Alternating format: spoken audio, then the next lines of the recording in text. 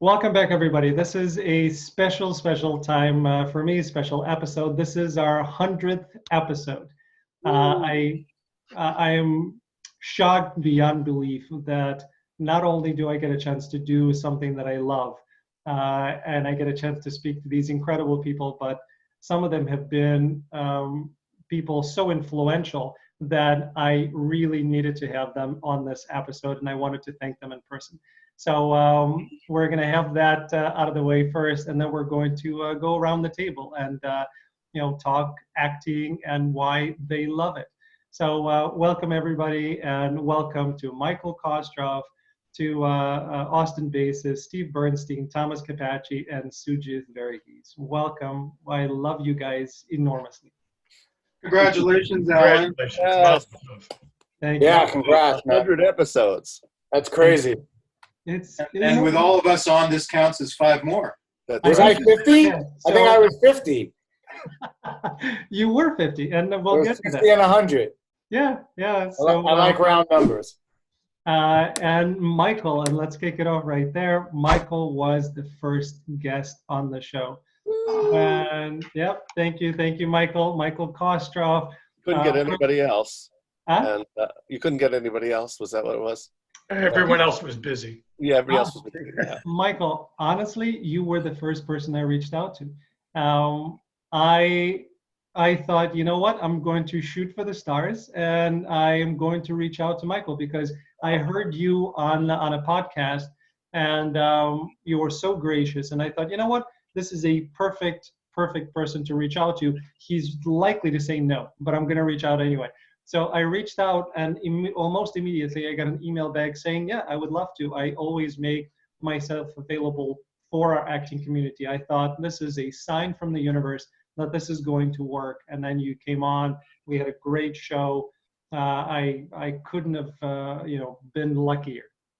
No, thank you. I first of all, I have no life, but no, it's not just that. No, well, to be really honest, I like talking, and I like talking about what we do.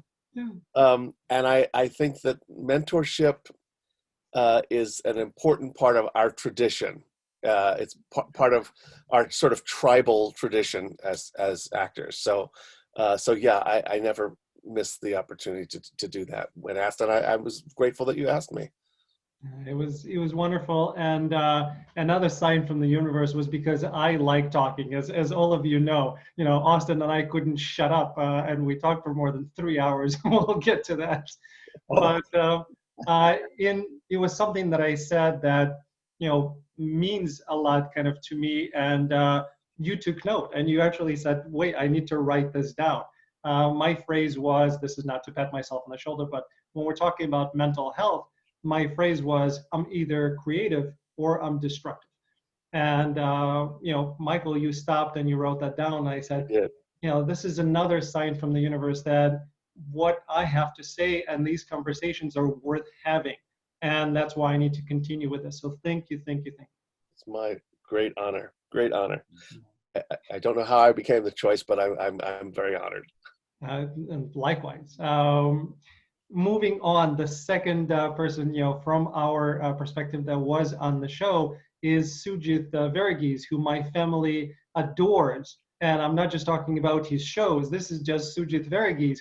He became kind of he's part of the vernacular of our speech now. So anytime we say very nice, my daughter and my son respond by saying Varghese. Yeah, excellent.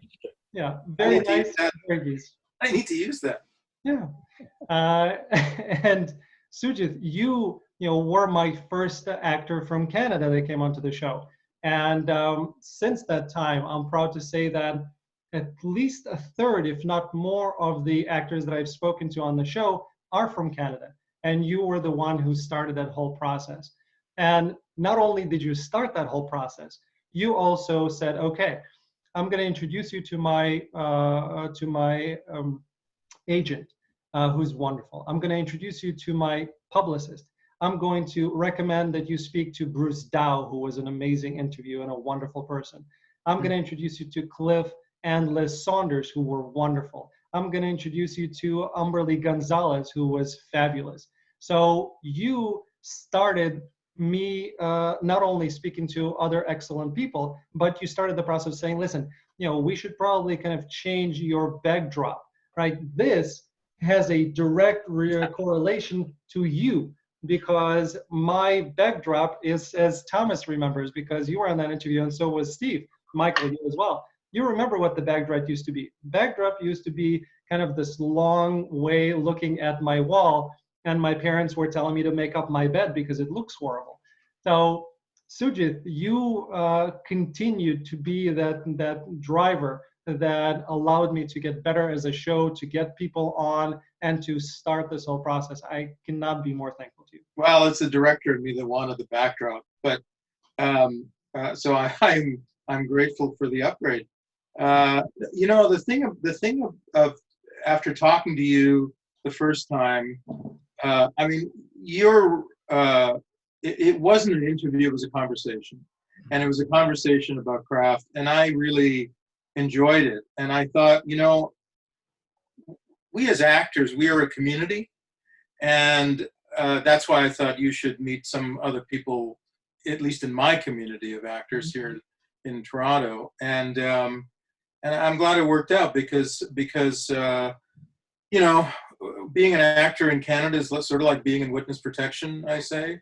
We don't get the fame that our primetime counterparts down south often do. And so I knew that all the people that I put you on to would be like Michael, oh, somebody's asking me stuff.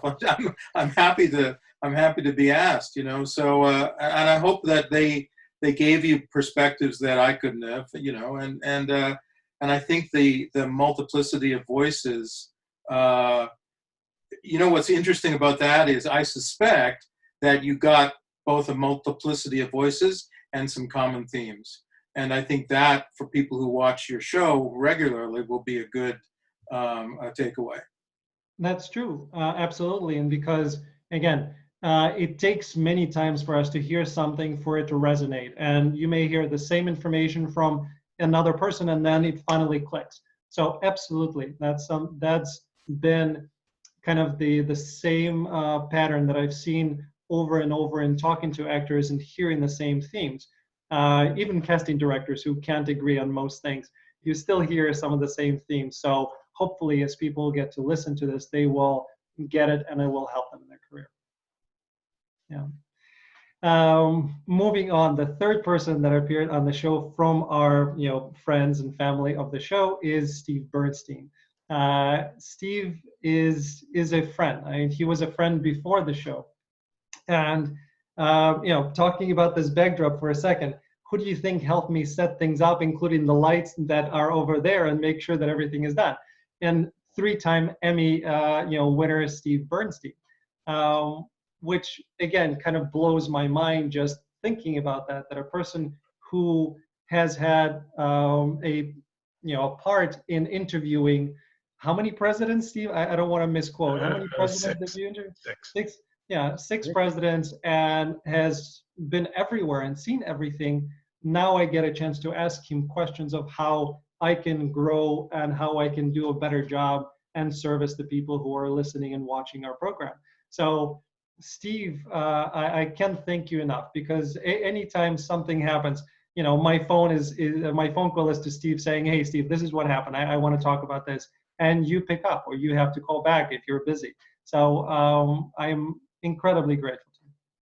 Oh, it's been my absolute pleasure. And I love the phrase that Michael used. This really is a tribe, whether you're in front or behind the camera. And I love embracing the people that want to do good work, no matter what it is, and want to help other people. So I think we talked about it during my conversation with you, is that number one, I couldn't compete with these guys. These are pretty impressive actors, but I don't compete with them. I compete with me.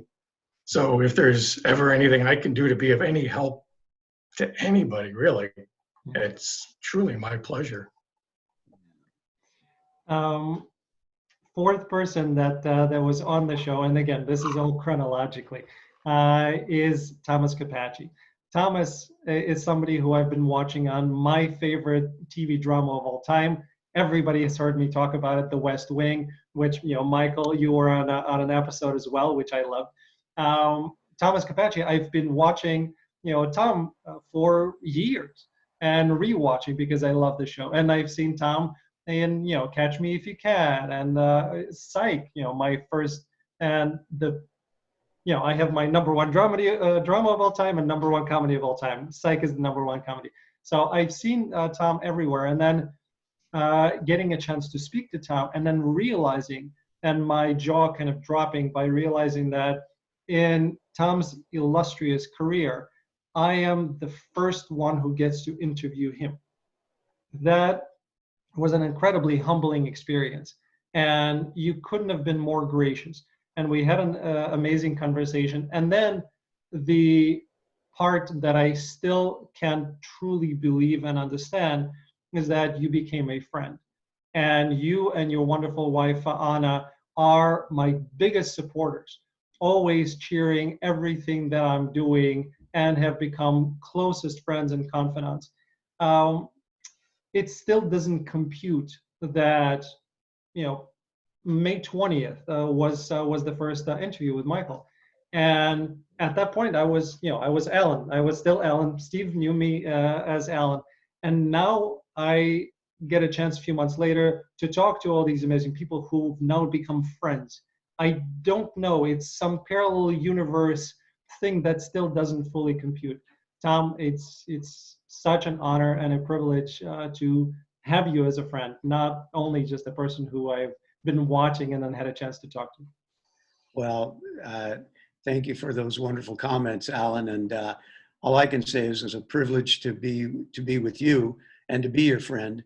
And I so enjoyed that interview, and I really want to give a compliment to you about how relaxed you made me feel, and how it became a conversation, just two people talking. And I got reminded a couple of moments as we were talking how lucky I am, how very fortunate I am, because on any given day you can ask me, how is it going, Tom, and I can give you all kinds of complaints. But sitting with you for that time, it reminded me this really is a wonderful thing. I do love this.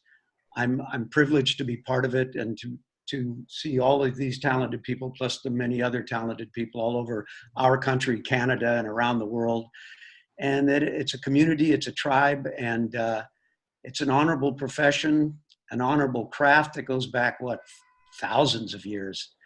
And so it was wonderful to be reminded of that. Thank you for that. And I didn't just necessarily wanted to be reminded of how old I was, but that had to come with the territory. But I so enjoyed it, and I just congratulate you, Alan. It's wonderful to be part of this, and wonderful to see how this has grown. Thank you, Tom. And last but not least, Mr. Austin Bases, who was the 50th interview, and now he's a part of the 100th show.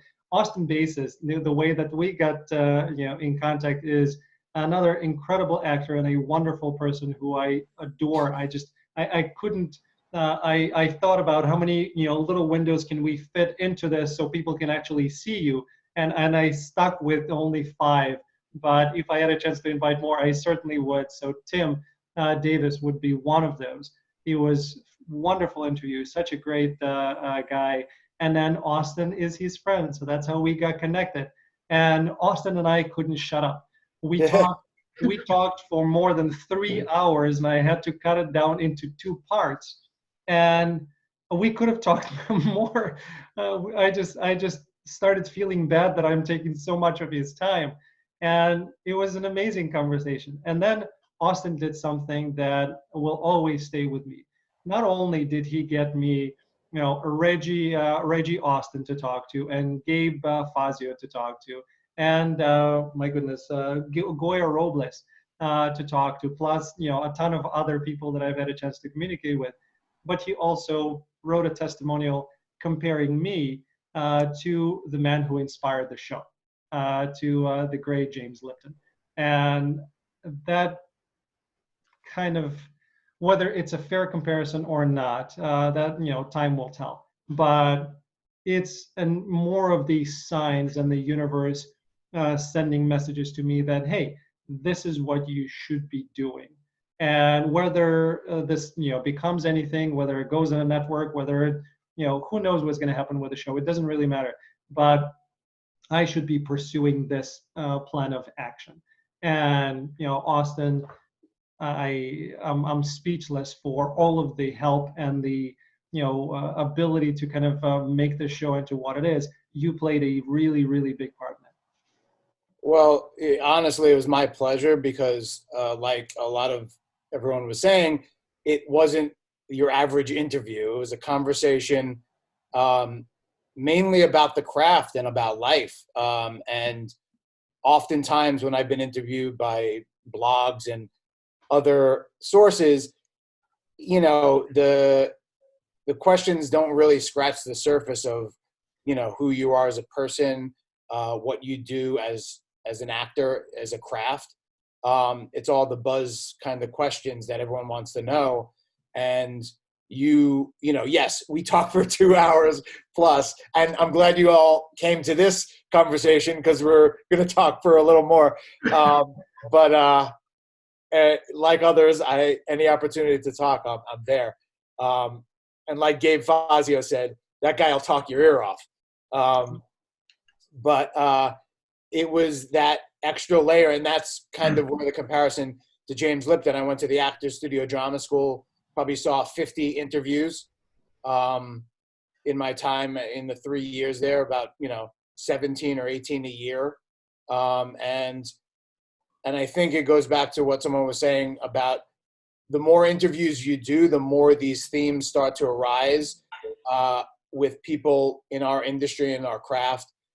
And those things that kind of bubble to the surface wouldn't have bubbled to the surface and wouldn't have become clear without someone like you that's taking the time and asking the right questions and also asking the follow-up questions about that stuff. So that's kind of where the comparison is. And the more interviews you do, the closer the curve goes to someone like James Lipton, who, has a lot of interviews on his belt and, in more of a public format. But I look at you compared to James Lipton. There was a movie a couple years ago, the guy who was in that thing. Remember? I don't know if you guys saw it, but I know Michael could relate. I feel like a guy that was in that thing where it's like, you've been in some stuff, people kind of recognize you. They're not really sure if they know you from camp or school or what. But then you have someone that, takes the time to interview and talk to you for a couple hours, and people find out that there's like a three-dimensional human being and a life and someone who takes his craft really seriously. And I think everyone here can attest to that, but you provided that opportunity. So thank you. And, continued success. May another 100, happen in the next 6 months. Also, I do have to thank you too, because it came in this time when we're all quarantined, we're all separated by this crazy thing happening in the world, and that we had what we love to do kind of taken away from us in a way. And the opportunity to talk about, acting and life and what was going on is that tether that I needed, and I'm sure everyone else appreciated, to that continuity of a career that you don't always work, but there's some hand you have in a cookie jar somewhere and some connection to the craft. And usually there's something cooking on the stove. And in a time when kind of the stove was shut off, we had, something like this to kind of sit for just 2 hours or an hour or however long your interview was to like get back in touch with your artist and your craft and, life away from politics and the pandemic. These days it's sort of nostalgic, sadly. Yes, totally. Oh, the days back in February. Remember auditions? We were going into auditions in person. But kudos to you, Alan. I mean, as Austin says, at a time when the world basically stopped, you were creating. And that's Yeah. really very impressive to see an opportunity rather than a reason to just plop on the couch like the rest of us. I've always been very impressed with what you've accomplished. Yeah. Thank you. Yeah. It's I do feel a bit opportunistic because the right ideas come at the right time, no matter what that time is. Yeah. And I was taking workshops and I was taking acting classes, and I was speaking to very interesting people, but I didn't get a chance to really ask any questions because you have your 2 minutes and that's it. And I thought, well, that's not enough for me. I want more, and I want all this information to be available to people so they can go back to it. And that was the impetus for starting the show. And thinking, well, during this pandemic, while at that moment I was thinking, hey, we may have a month or two for me to talk to some people. Unfortunately, it's taking a lot longer. But that's how it started. If it was not for COVID, I'm not sure that I would have had this show. So if it's a silver lining, then God bless it, because that certainly has given me a drive and a completely different avenue that I would not be in otherwise.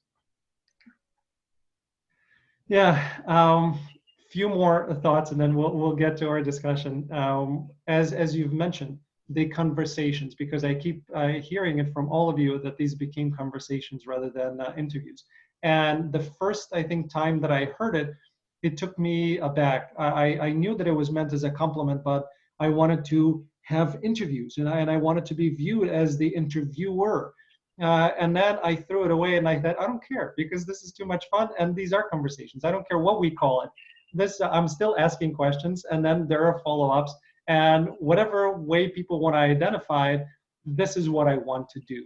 So there was a part of me that actually wanted to even change the name to have conversations in it. And maybe at some point I'll rebrand. But you helped me understand what the important part of all of these interviews were, which are the conversations. And it has become global. This is, I'm kind of blown away, because I've been able to interview people who are actors from Russia, from India, from Italy, from Germany, from Peru, from Mexico. Right now, as I look at, because again, all of the interviews, the audio portion goes on all of the podcasting platforms that are available around the world. The audio portion, the podcast version, we get more views and more listens, rather, from India than anywhere else around the world.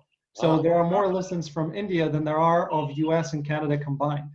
So this has become, at whatever level it is, because it's still a tiny level, but this has become a global show and something that people actually watch and listen to all around the world. I'm still, kind of blown away by that too. Well, the thing is, Alan, you don't sell yourself short here, in that because you're an actor, it was inevitable that it had to be a conversation rather than an interview. Like when I do interviews, and I do those too, there's a translation that has to happen. Whereas with us, there's no translating, it's peer-to-peer, or, we have different levels of experience and different experiences that we bring to that conversation. There's no translation required, you know what I mean? And I think that's refreshing for me, because when the world was normal and you could talk to your colleagues, it was never about this. It was about your lousy residual check or something like that. But to be able to talk craft with a peer is it's a real pleasure, and I think that's what makes your particular podcast so special. I agree. Thank you. So now let's get to you. My love of acting comes from me wanting to experience multiple lifetimes in one life. That's where my love of acting comes from. What about you? Where does yours come from? And for no particular reason, let's start with Tom, because you're on my left. All right. Well, I guess since I was a child, and I'm sure most of the people here would agree, or maybe not, I was always kind of playing different things, making faces, being clowns. And I think for a period of time, it was kind of an escape for me. I don't have to go into details about that, but it was a place to feel safe. And as time went on, I found myself fascinated by being or portraying different things, emotions, or types of people. And I guess it was a growing love from being a playful thing, fun, playful, and I like to think it still is, but to something that I really feel in my heart, an attachment to. And I'm drawn to it. I'm drawn to watching good acting. I can forgive a script. I can forgive, if I'm watching a movie, for example, I can forgive a script that isn't that good or cinematography, although I appreciate those. But if I'm watching good acting, you've got me. And the same with theater. I love the craft. I just love it. I get a charge in my heart from it. Wonderful. Thank you, Tom. And Sujit, you're on my right at the top, so we'll go to you next. You know, it's a really interesting question because I grew up with the world's worst show business name as a brown kid, son of immigrants in Saskatoon, Saskatchewan, which is almost halfway around the world to the degree of longitude from the place in India where I was born. And that, you know, my parents came to Canada brought me when I was a year old. So I grew up here, but I think that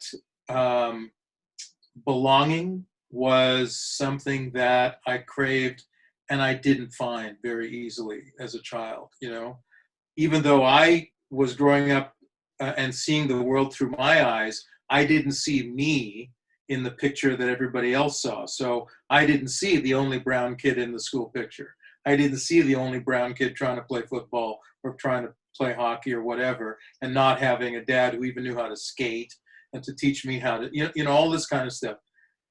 And I think when I was young and in like 10, 12, 11, I got to be in a creative drama class. I don't know why my parents enrolled me, but from that point on, I know that whenever I've been on stage, whenever I've been on a set, whenever I have been in that kind of environment, I feel at home. It feels like home. You know, I'm on this show now called Transplant, which is this huge hospital show, and I shot the very first scenes shot for the series. And I come onto this set, which is this vast hospital in a soundstage, and it's a real hospital, and it's enormous. And the first day, there's 75 extras playing patients and doctors in the background, and you know, and I've got this huge walk and talk of medical jargon that I have to spew. And my partner in the scene, and I asked her about it afterwards. I said, "How did you feel?" And she said, "Oh, all I wanted was to make sure I didn't screw up." She actually used a bit nastier word than that, but that I didn't screw up. And she said, "How did you feel?" And I said, "I felt at home." You know, with all of that stuff, 85 crew and 75 actors and background, and you know, and that's always been the case. It just feels like home. I don't know how that translates. I don't know what, you know, I can't tell you what that would be if somebody else tried it, because I know lots of people do not feel at home. I mean, not actors, but non-actors do not feel at home in front of an audience. I'm more at home in front of an audience than I am at a party. You know, I'm more at home in front of an audience than I am walking down the street. I don't know why that is, but I know that's the case. That's beautiful.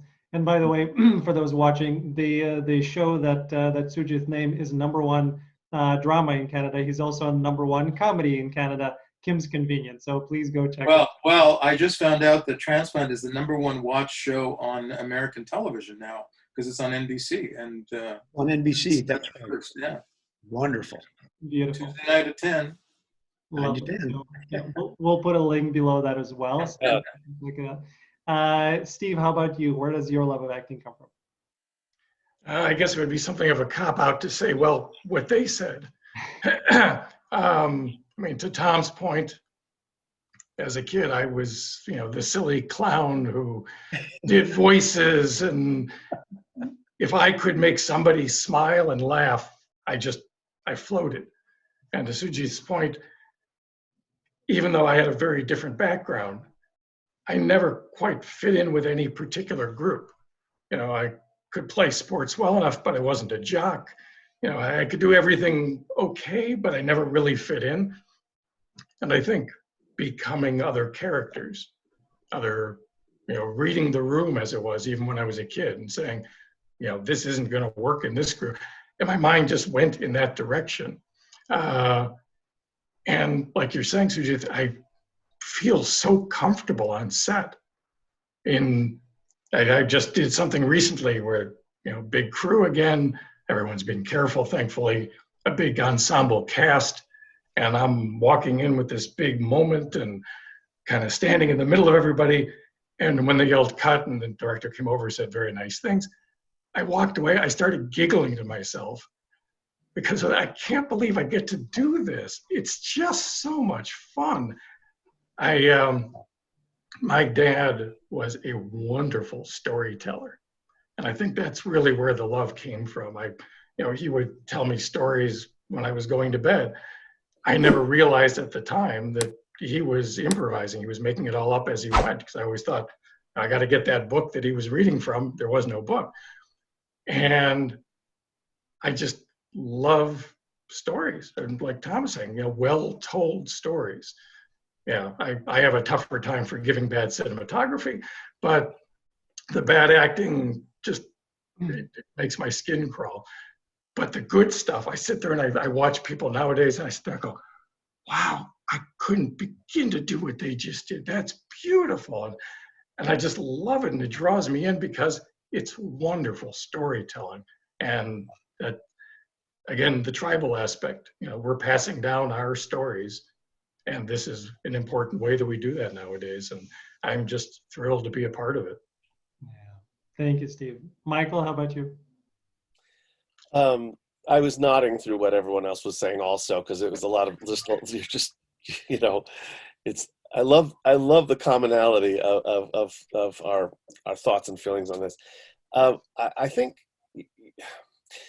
for me, my love of acting has a lot to do with its rightness for me.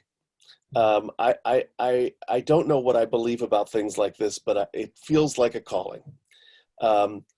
Like when a dog sees a squirrel and that becomes their complete focus. As soon as I knew there was such a thing, I was like, oh, no, that's my thing. That's my thing. That's my thing. And so the fact that I decided to do this crazy thing with my life, which is so unstable and weird and full of crazy people, has a rightness. There's a click to it where it's like I'm doing the right thing that was my thing. That following that beacon and there are certain qualities about me that I think there are reasons why it fits. One is I'm restless. I always want to do the next thing and the next thing and the next thing, and we get to step into all these different lives and circumstances constantly. It's one of the ways that I've come to really relish auditioning, which is something that I've been, as you know, that's my thing. That's what I've been teaching, is because for that moment, I get to be somebody completely different, and it suits my restlessness. And also, another thing that I'm always candid about is, like many actors, I just, the low self-esteem, the self-loathing, the lostness, the confusion, the darkness in me, when I'm in the right place doing the right thing, I'm like, okay, I'm okay. I'm with my crazy, weird people doing the thing I'm supposed to do. And it sort of puts a peace, The other thing is, for me, has to do with empathy. I am finally realizing in my late age that my level of wanting to really understand people is maybe a larger part of who I am than it might be for other people. And so there's a sort of a diplomacy and gap bridging in acting where it's like, yes, I'm playing a horrible human being. Let me see if I can make a case for that guy, and I think that's one of the gifts that we keep giving to viewers is hang on. I'm always telling my acting students, I'm like, make a case for your character. Let's see if you can make a case for that person. So it's, again, I could also talk for 3 hours about this, but I think that's what the love of it comes from all of that. Oh, and the camaraderie of show folk. Best people ever.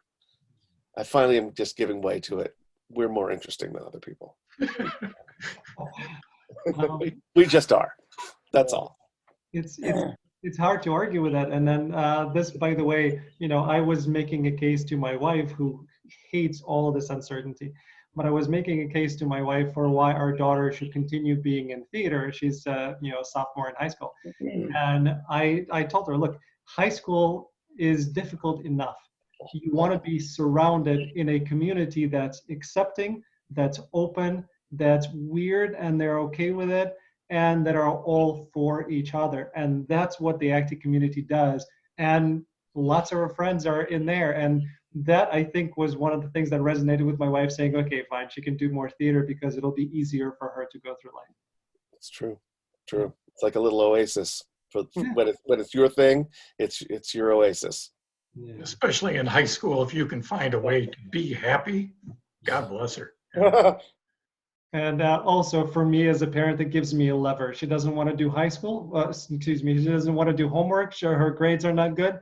Listen, you're gonna lose out on theater because we're not gonna let you do it. Okay, Dad, I'm going to do my homework now. It works. Good, yeah. Austin, what about you? Your love of acting? Well, it's funny that Michael said making a case for it when he usually plays lawyers, right? Yeah. The irony, we become our parts, right? And awful lawyers, awful, terrible. Make a case for those guys. It's For a horrible, horrible, evil lawyer. Yeah, it's hard. Defense attorneys, huh? Yeah. So, I mean, pretty much everything everyone said. But from my perspective, when I was younger, I feel like I was performing coming out of the womb.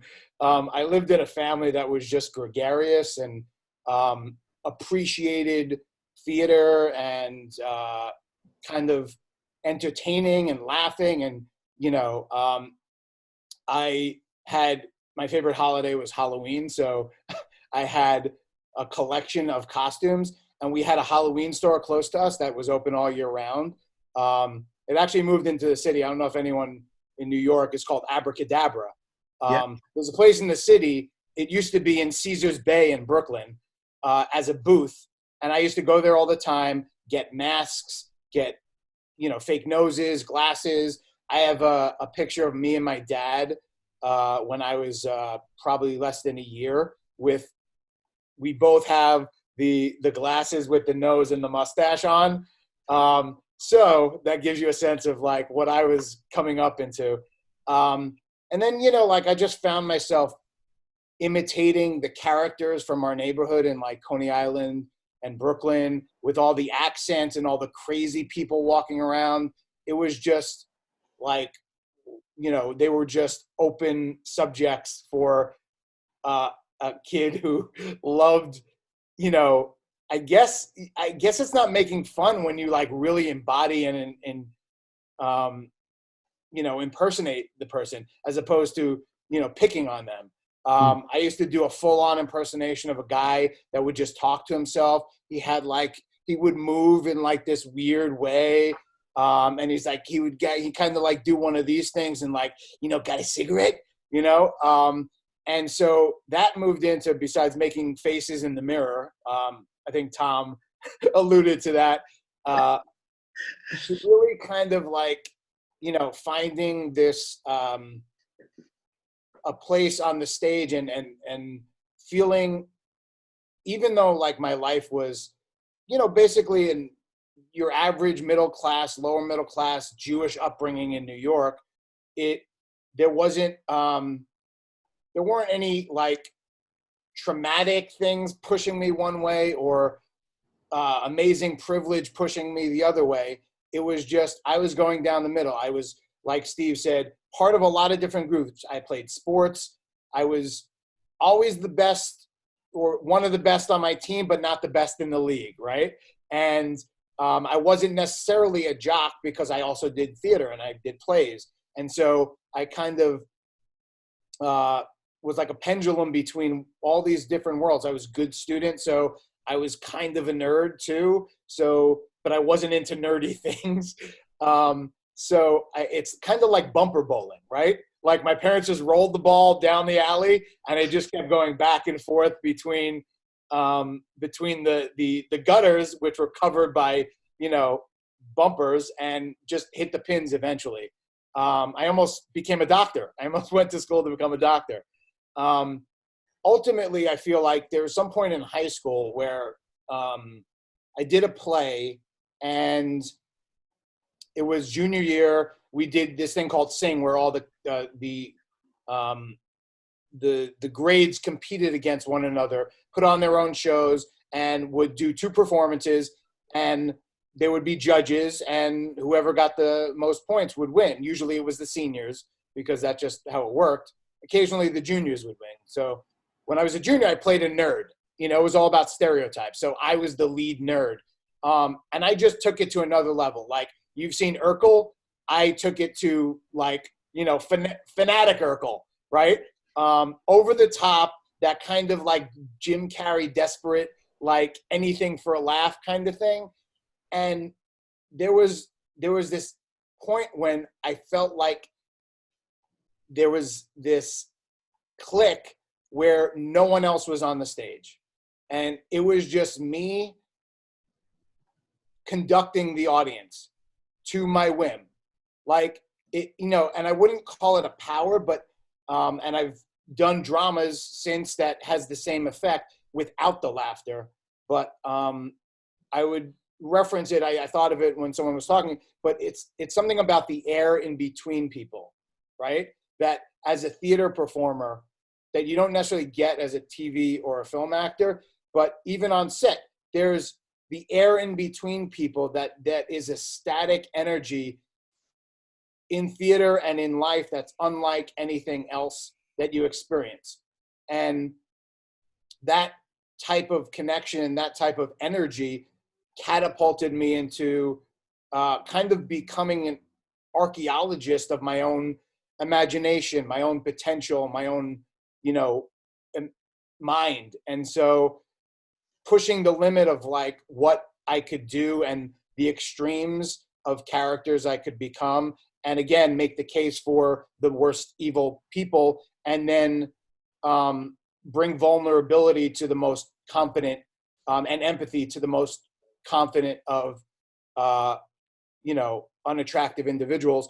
And even more so bring myself, the kind of like, the guy from that thing, the everyman, to a role where people could actually see themselves and believe that I was living that kind of, that life for them, that they've lived, to represent them, but to relate, someone to relate to. And I feel like where my success has come in my career has been in those roles where even if he's the murderer on the procedural, that there is some aspect of, my performance or my interpretation of the character that allows people to relate to that, and to like carry that forth and to, just almost share that love and kind of become more human than they can be in real life, because we all have insecurities and we all have guards up, and we just do small talk with guys and we don't talk about feelings and talk about sports and quote movies and all this stuff that especially this time is changing now, because people, all they have to do is talk, there's no contact. So but yeah, so that love evolved, and it was a natural level. I always think of it as a natural evolution. And even when I contemplate something else, the bumper bowling pushes me back towards the pins. Perfect. Sujit, I was pointing at you because you almost became a doctor. And you've played so many doctors that I think maybe you were kidding, maybe you were not, that the Canadian Medical Association, or AMA, was saying that they would award you a doctorate degree just for playing so many doctors. Is Oh, that no, the Actors Union. Actors Union? Got it. Once I hit 50 doctors, I get an honorary medical degree from the Actors Union. Perfect. Michael, what about you and the lawyers? Any discussion with the with the legal? Well, I do have my diploma from the set of The Wire that says that I'm a lawyer, which is pretty good. They said you could have one prop. I said that I want that. So I have a fake law degree. But no, I don't think I would be qualified to practice law. Understood. Well, but that brings up a really interesting question, at least for me. So I know what you took from the set of The Wire. How about you guys? What was from your iconic shows, The West Wing, or I mean, now Sujit, the show is fairly new, but what were some of the things that you had a chance to take from set that are really kind of are really for you, and you'll never forget them? So Michael, we heard yours. What about anybody else? Tom, what did you take from West Wing or Star Trek or whatever? Oh, well, Star Trek. Getting back to my loving to make faces as a kid, I was always an alien on Star Trek. Great. I loved being aliens. I loved having the makeup on and these creatures, and an appreciation for just the imagination of that show. I thought was just marvelous. But in West Wing, I was an adult and had fairly reasonably well educated. I developed a deeper appreciation for the process of what goes on in the White House and in the political arena in a way that I hadn't had before. Just an appreciation of these are human beings doing the best they can, and it's an immensely complicated.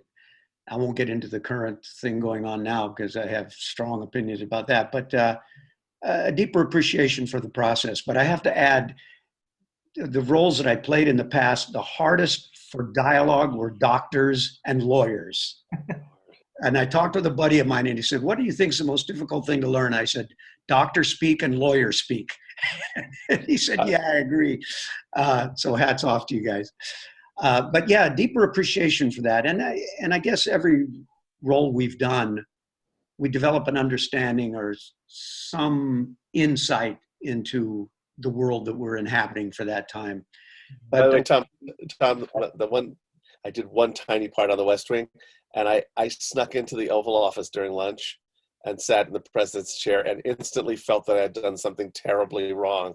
The set is so believable. I mean, it was like you're in the White House. I thought, Yeah. I can't do it. And it's just a set. It was so just a set, I know. Sujit, did you try to, do you have any scalpels around the house or? Oh, no, I'm Canadian, so I actually listened to them when they said you can't take stuff.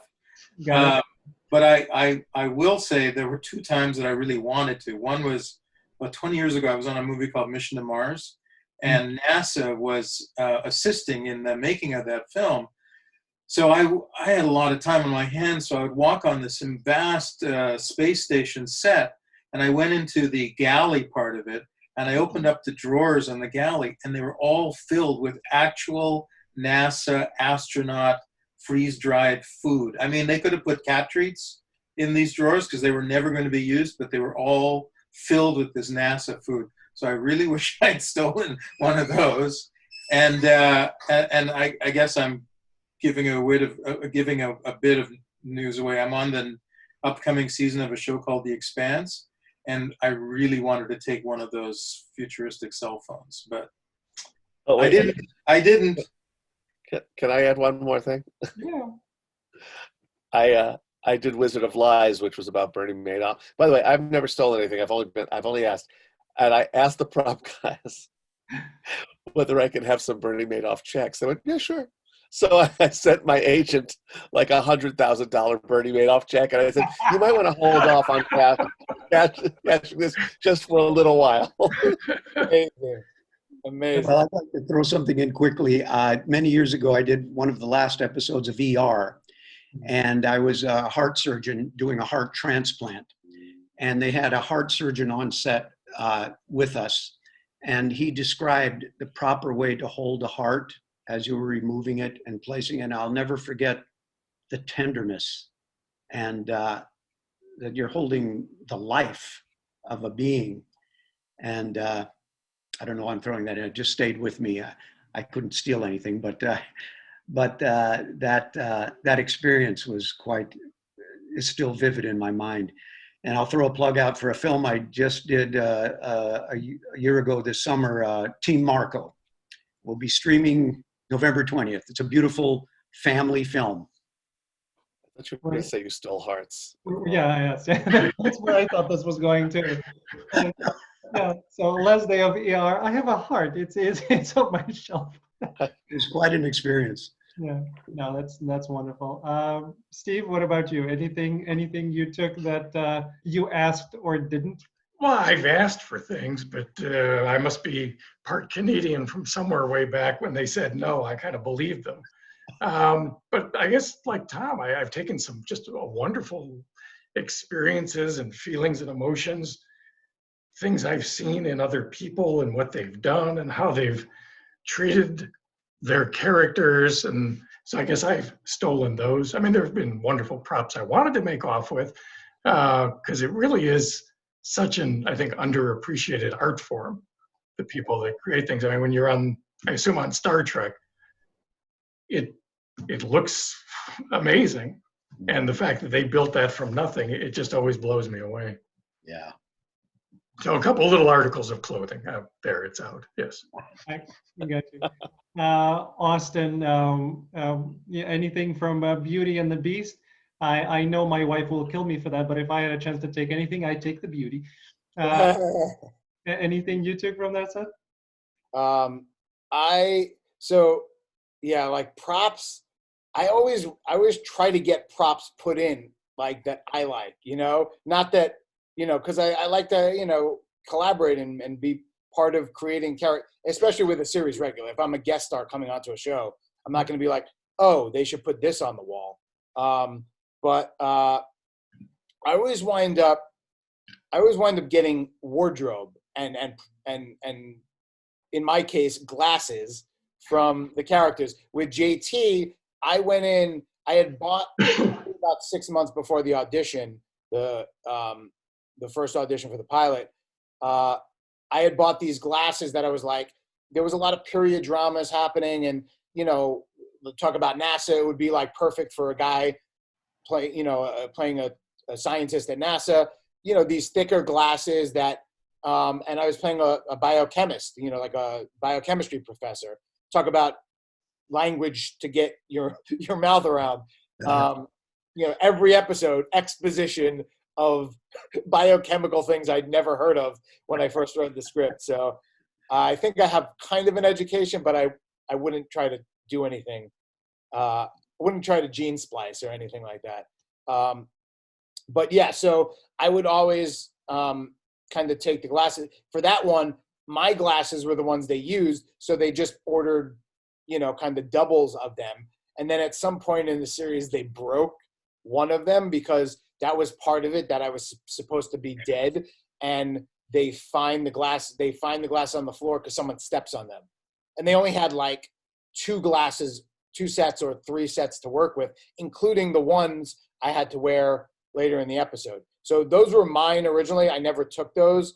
But on the first series I did, Life Unexpected, I did take the glasses. And you wear a certain type of glasses, people that do wear glasses in shows, it becomes a little more iconic and attached with those. Right. It attaches with the character.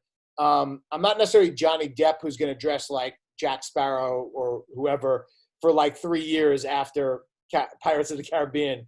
But I feel like there is this postpartum thing when you're able to take part of the wardrobe that it eases the transition back into real life or back to yourself. Or in another way, it becomes a part of you. So certain flannels I have are from Beauty and the Beast. I have a couple sweatshirts.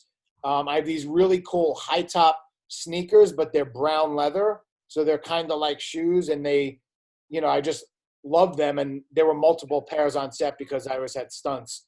I would say the craziest thing I have is, and Tom may know something about this, is a face cast or a torso cast of my entire head that I had to do for a complete prosthetic over my head of a pig. And so in my closet, and for a while I had in the corner of the room until I started dating my current wife, she was like, you got to cover that up. Because it's literally like this and just all white. It's like a death mask. Yeah. Just torso, just suspended on the floor. And it's really heavy. It's like what they use to mold the, prosthetic silicone stuff in the clay. So they make the clay mold, then they make, but your face and your head are there for them to make up what they want to based on your dimensions. So I have that somewhere in my closet, and it's going to stay there. Yeah. Because if we have kids, that would scare the shit out of me, or my nieces and nephews. Listen, Halloween is coming up, so may take that out just for that. I know that, again, this is, I know all of us can talk for a long, long time, and I would love every moment of it. But as the last question that I wanted to ask you, and I keep in mind that I'm asking this question of an audience who between them has 475 IMDb credits, a writing award, an acting award, and 3 Emmys. So what if you had to pick one thing out of your careers and say that has been the key to your success for your career, what would that one thing be? And let's start with Steve. Sure, come to me first. Well, first off, I don't feel like I've achieved a level of success. I'm loving it. Only 3 Emmys. That's come on. Just no. I'm when I see 470 some odd IMDb credits, I know what number I'm pulling. But I guess it's the connection with people. It's the desire to listen to the other guy. I've been in several scenes where the camera's on my scene partner, and I'm listening. I'm boring in. I'm with them. And when the scene is over, they'll come over and, oh my God, thank you so much for that. And I'm thinking, for doing my job? And they're like, no, because I haven't been getting that from anybody else. I'm thinking, this is where I want to be, doing what I want to do with you, having this moment when we're doing it. I have no idea what else is going on out there. I'm getting off topic. I forgot what the actual question was. But there's just this wonderful human connection, telling stories of people that I don't know, but I'm helping to bring them to life. I just did one recently where I'm playing a clinical psychologist who, spoiler alert, has kidnapped a group of serial killers and is forcing them into group therapy. Wow. It's really strange. Granted, it's going to be on Amazon Prime in December. I'm watching that. I'm in. You know what? As I read the script, it was actually somebody I had worked with a couple of years ago that said, didn't even want me to audition, said, would you be interested? And I was like, thank you for thinking of me. That's amazing. He sent me the script and I was reading it going, oh, would you really let me do this? It's so good. It's so, because to your point, to play a quote unquote bad guy who has redeeming value, but I've always loved playing bad guys who smile, because they're so much more interesting than bad guys who scream and curse and snarl. And to walk into a group of bad guys who I've done something bad to, and it makes you start thinking, all right, if you do something bad to bad people, are you a bad person or are you a good person? Anyway, just the layers to it. It's called The Killers Club. We'll see how it turns out. But Yeah, and what was the question again originally? The question is one advice that you would offer about having success in your career. The advice I would have is number one, listen and absorb. Don't ever walk in thinking you know what you're going to do. I get nervous when somebody goes, no, I got this. It's like, in school, I was not a particularly good student. I like being an okay athlete. I was an okay student. I could literally do nothing and get a B, or I could make an effort and get an A. And I was like, I'm okay with B's. That's cool. Now, at this point in my advanced life, I love learning. And I'm on set and I'm saying, please, what else you got? Tell me. What are you seeing? I guess my little bit of attempt at wisdom is listen, pay attention, and ask questions, and believe people who you trust when they tell you things. Thank you, Steve. Michael, what about you? So first, I will always attribute part of my success to accident, coincidence, and chaos, because I never lose sight of the fact that there are much, much, much better actors than I who don't have the career that I have, and I think we're foolish if we think it's because we're all just the best actors out there. I think some of my, I was lucky enough to get on a show that became, one of the best loved shows. And so part of my success is because of that. In my normal, usual counterintuitive way, I'm going to share my absolute truth. I think part of my success has been very low expectations and an utter lack of ambition. And I'll explain why I say that. Both of those things have enabled me to concentrate on the work, not the career. When I go play a part, I'm like, oh, this is so cool. I get to be this person. Not, it may lead to, it may not lead to. I have very low expectations, and any job I get exceeds those, which is just, it's always a surprise and it's always a joy. And I'm not particularly calculating how to move my career forward. I just want to keep slugging in good work, and exploring these characters and having that juicy fun of being somebody else for a minute. So that's my weird answer to your very sensible question. No, it's a great answer, and thank you for offering it. Austin, how about you? I knew you were going to come to me next, because there's some time in the future that Michael and I may play relatives or brothers at some point. I feel like there's some sort of resemblance that I'm not quite sure of, but there's something there. Maybe if I put on, let's switch glasses. Yeah, there you go. Yeah. Imagine if I did.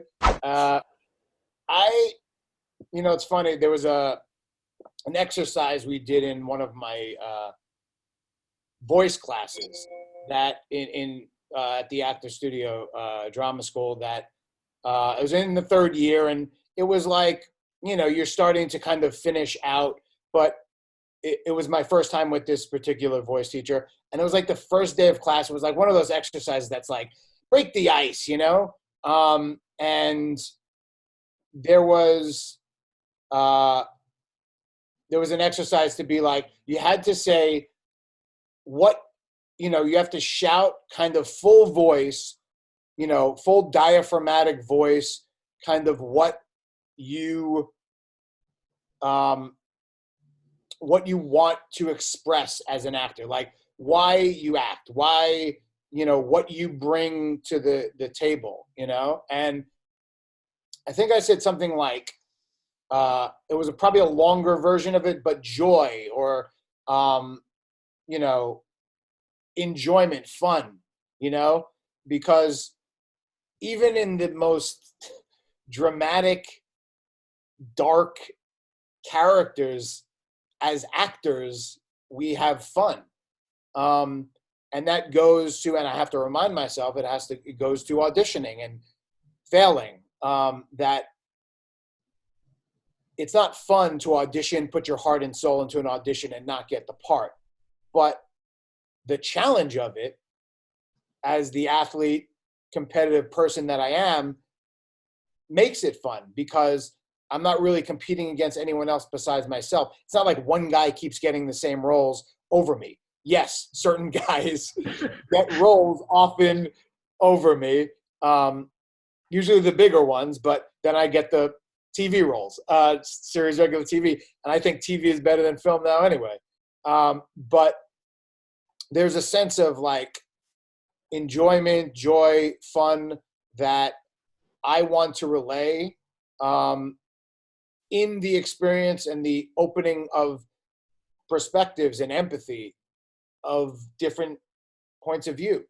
Like all these characters we play have all these different points of view. Yes, you're going to be in some camp, but who knows? I could play like, you know, there's a lot of white supremacists out there, and I'm Jewish, so I could wind up playing someone like that in a future role, and to kind of see life from that perspective, I think helps other people, helps the world. But I mean, honestly, more selfishly, helps me see what other people's lives are like, and or gives me a glimpse because I'm not really going to know. I think Lenny Bruce, I did a project on Lenny Bruce when I was in school, but he said something like, I am the sum of everything that's happened to me.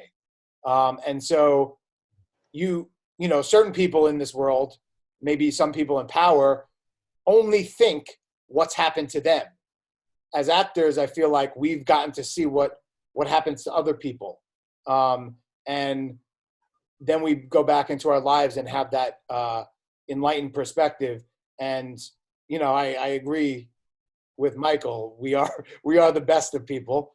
Sometimes the worst, but mainly the best of people because we're taking the effort. We're making those part of our career is seeing through someone else's eyes. And I think that helps you as a person, especially in this like very polarized political world. And then the cops are coming for me right now. So I got to go, guys. I got to hide the bodies. I always call that the acting police. They're Exactly. Sorry. caught up with us. That was the red light at the comedy store. Yeah. Okay. 5 minutes. Okay. Thanks. Thank you, Austin. Sujit, how about you? What's the advice that you want to offer? Well, first of all, let me say that if we're talking about the secret of my success, I am still waiting for my big break. Don't even think that isn't happening. But if I had to define why I am able to do what I do, I think it boils down to three things.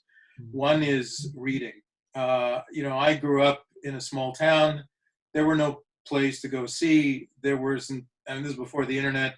There's no movies that are coming except, you know, the big Hollywood movie that comes to town. But I could read the great plays, and I could read anything, read whatever. Like I read every book on show business in the Saskatoon Public Library between the ages of 14 and 17, you know. And I, whatever that enabled me to do is that's the fuel that I carry today. The second secret is diversification. I didn't plan to be an actor. I didn't think I could have a career as an actor growing up anyway. I started as a writer. I went to drama school and didn't take acting classes. I took directing and dramaturgy, and I really started as a writer. I broke into television as a writer, and I ended up writing something that I ended up acting in, and that's how I started acting. So diversification, and I continue to work as a writer and a director, diversification has been the secret of my success because it's been the secret of my survival. You know, I can't ever count on one thing, particularly acting. I mean, it has lately, but you know, it hasn't always been there. But I've been able to survive through diversification. And the third thing is luck. You know, that simple. There is no reason at all that somebody like me from my era, growing up in small town Canada, should have a career in show business. And I can give credit to myself for the reading part and the diversification part, but there was a lot of luck involved, you know, and it continues to be, and I'm grateful for that. Obviously, I don't think you make luck, but you make opportunities for luck to happen, I think. And that's where parts 1 and 2 came in. So that's how I would answer that question. The other thing I wanted to say, just going back to your previous question, is not so much props, but one thing I love being able to take away as an actor are skills that I've had to learn. Like, I can assist on an emergency C-section now, seriously, because I was trained. They bring us in 2 days early on transplant to learn the operations. I mean, there are driving things that I had to learn. You know, I rode a horse and had to take horse stuff, you know, like there's a whole bunch of things that I would never know otherwise if I hadn't been an actor. And that to me is a great gift of being an actor. And props aside, those little skill things are my great joy. That's wonderful. Michael, you ever play a lawyer on a horse? The Pony Express had to have Who representation. does C-sections as he rides, yes. You laugh, but yes. The Pony Express had to have some No. sort of representation, right? It was King of Queens. The lawyers went on a retreat. There were horses. Yep. Yeah. Yes. That's awesome. Tom, let's end with you. Well, let's see. I would say that come to the work prepared. I've always prided myself in that, but I had to learn a little bit along the way to listen. So be prepared, be open. And then an acting teacher many years ago said, be malleable. Be willing to shape yourself differently. And that's helped me immensely. And then finally, I would say, and I always knew this innately, but again, many years ago, I was called very, very early to the set. And I was grumpy about it. And I got there and I saw all these people working, setting up and prop people and all that. And I realized they had been there at least 2 hours before I was there. And I thought, if it wasn't for them, I wouldn't be doing what I'm doing. And it reminded me that it is a complete family. And that applies to theater. Every rehearsal I ever went to, there was always the stage managers there and prop people doing things that we're a huge family doing this. And that stood me in good stead in the work environment. And I would pass that on to any young actor I was talking to. Remember, there's so many people behind helping you do what you do. Perfect.